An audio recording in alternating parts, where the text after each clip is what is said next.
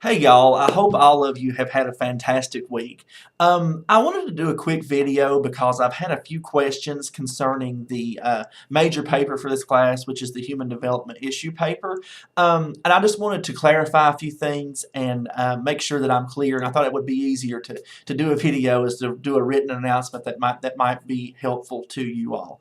One thing I want to suggest that each of you do is go to Module 5 where you actually will turn in the human development issue paper. Go down and find that assignment and click on it, and then open the rubric. The grading rubric for the assignment is actually there, and you can see what's going to be required of you. So basically the description of the assignment says that each student will choose a biological, psychological, or social issue of your choice that is relevant to human development throughout the lifespan. Okay, so you're going to choose an issue. Now, some of you have already turned in your approval form for that, and I'm going to do my best to get through those today. I'm recording this on Friday, February the 8th. Is that right? Yes, February 8th. So if have already turned those in, I'm going to do my best to get those back to you ASAP. And hopefully today I'll get through what's been turned in. So if you're way off track on the issue that you've chose, I will let you know that and I'll have you resubmit. But hopefully what you've chose will work, and I'll tell you that via feedback in the class. I don't email feedback, all that sort of stuff. I simply in the class in Blackboard where you turn in that assignment, it will be quote unquote graded, which means if you turned it in, you get the points for it. And I'm going to give you feedback right there and tell you yes to proceed with this. It's good. If not, try to help you refocus it a little bit.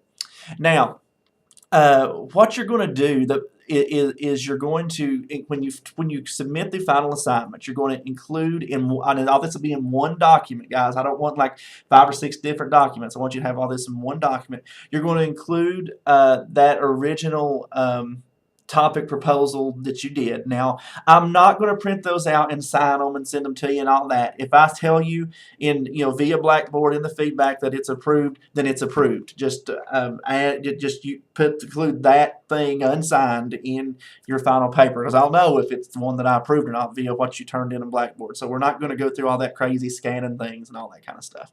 So the first thing you're going to do is include that. You're going to write a brief abstract, which is something that you do in pretty much any paper. Okay, excuse me, you're going to try, also of course you'll have a cover page because that is that's APA formatting. So you're going to have your signed it says signed approval form, but we'll know that it's not actually signed, but I approved it.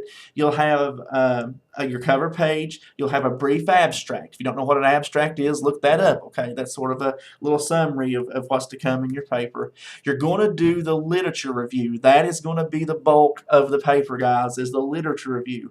And in a literature review, what you're doing is looking at the literature out there that already exists concerning your topic, and you're going to take all that and write a literature review, which basically where you're talking about here's what's out there and here's what the researchers say. Now, I've provided some videos, and I'm going to try to find some other things to help you all with a literature review. There's also a literature review guidebook manual type thing that you can purchase also if you're interested in that. It's listed in the syllabus as a suggested text, but not something you necessarily have to buy. Okay, so the literature review is going to be the bulk of the paper. If you look at the rubric, out of the 100 points possible, that's worth 40 of those 100 points. Okay, after the literature review, you're going to write a conclusion and potential solutions section. Doesn't have to be huge, but basically, the conclusion that you arrive to from the literature that you've read and solutions to what the issue is, basically, from your perspective. Okay, and then finally you're going to have a reference page.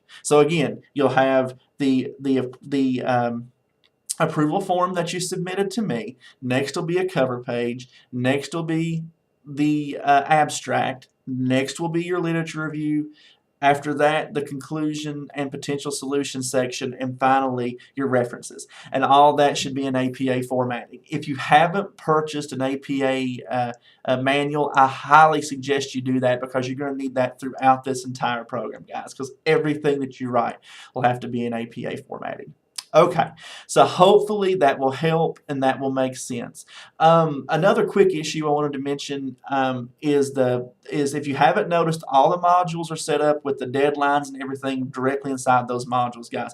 When something's in, for example, module 2, when it's due, everything in module 2 is due. When module 3 is due, everything in module 3 is due. That's the way I set up the class. I don't have deadlines all over the place. You have with each module is when things are due.